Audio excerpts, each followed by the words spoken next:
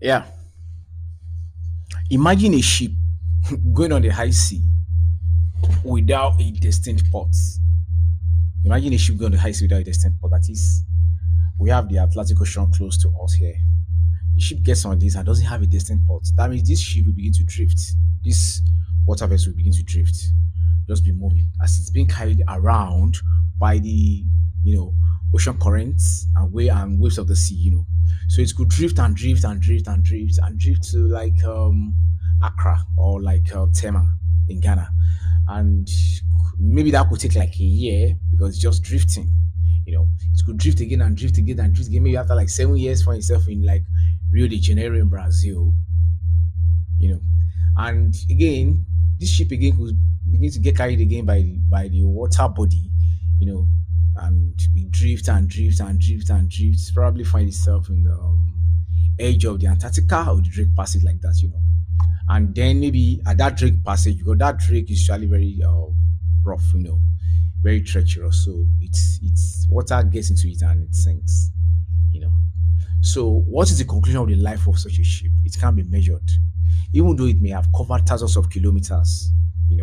But because there is no distinct port for its movements, because there is no clear objective in its way, in its view.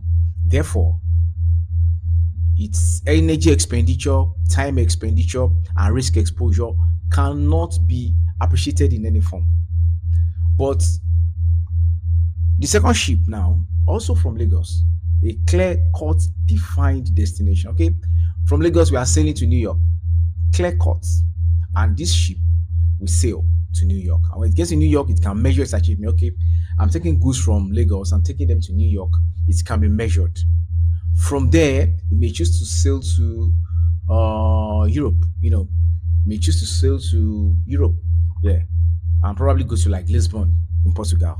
Yes, and that's another clear-cut, measurable path.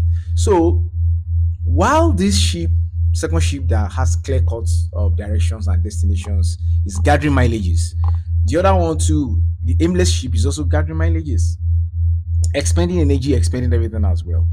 But the achievements, the usefulness of that second ship can be measured because why? It has clear-cut objectives. The same way the human life, the same way my life and yours. If we don't have clear-cut objectives for our lives, it's going to drift and drift and drift till it ends.